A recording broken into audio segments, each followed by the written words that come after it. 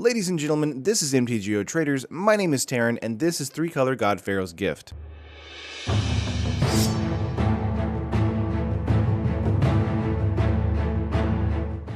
If you guys have been watching the streams of test tries and drafts on the channel, you'll know that I'm starting to take suggestions on deck ideas, and seeing if I can make them work. 3-color God-Pharaoh's Gift was one of these ideas. Make a deck with 3 different gods from Mom and Ket, but also make it a viable deck, and I believe I've done that here. But before I get into it, make sure to hit that like button and subscribe to MTG Traders. It helps us know that you care and keeps these videos rolling. Alright, let's go. Starting out at the 1 mana slot, we've got 4 Minister of Inquiries. This card helps in feeding our graveyard and filling it with creatures for God-Pharaoh's Gift to hit. Remember, we need 6 creatures in the graveyard to play out a God-Pharaoh's Gift deck without paying 7 mana. The Minister fills our graveyard and helps with blocks early. A fantastic 1 mana creature. Moving up to the 2 mana slot, we've got a playset of Glint Sleeve Siphoner. While being an aggressive turn 2 play, the Siphoner can help us draw into our much needed artifacts or more creatures to pitch into the graveyard. Glint Sleeve also has a great time getting in against a strong board state thanks to Menace, a fantastic 2-drop all around. Moving up to the 3 mana, we've got 4 Champion of Wits, 2 Kefnet the Mindful, 2 Ronas the Indomitable, and 4 Rogue Refiner. We've got a lot going on at the 3 mana slot. Champion is a great card for us, drawing us cards, discarding creatures,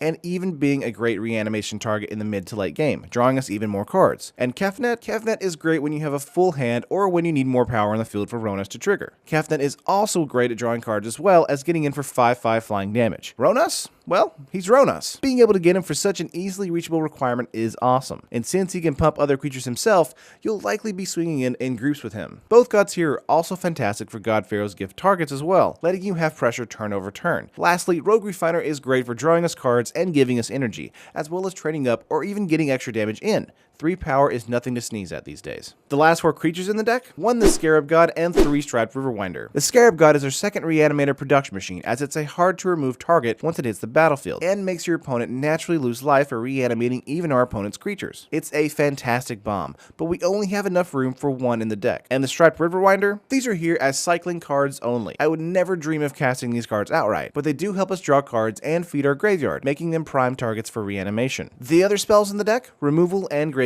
pitching. We've got 2 Fatal Push and 1 Dissenter's Deliverance main board. Early game threats are cumbersome at times, so have Fatal Push handle them as we grow out our board state as well. Dissenter is here because artifacts are everywhere, including our own deck, so making sure we can handle other God-Pharaoh's decks in game 1 or a Torrential Gearhulk is incredibly important. Also, we have 4 Strategic Planning in the deck as well. While I'm sad that this isn't an instant, it's still a wonderful way for us to pick cards into our hand and toss the rest into our graveyard. It helps us deal with mana flooding as well as pull creatures if we really need blockers for a turn. The last 6 cards in the main board besides land? You guessed it. 4 Gate to the Afterlife and 2 God-Pharaoh's Gift. These are the pieces that we need in order to make a God-Pharaoh's deck work. Gate is great at helping us with life and bad blocking, and Gift is here to end the game quickly once it goes online. Both cards are awesome, but are prone to removal. Just be sure on game 2 to be ready for Artifactate, so play the Gift carefully. Lastly, the mana base of the deck is fairly simple. We've got 4 Aether Hub, 4 Blooming Marsh, 4 Botanical Sanctum, 1 Fetid Pools, 3 Forest, 4 Island, and 3 Swamp. A nicely split mana base. And with all the draw power we have in the deck, we should have no problem stabilizing early.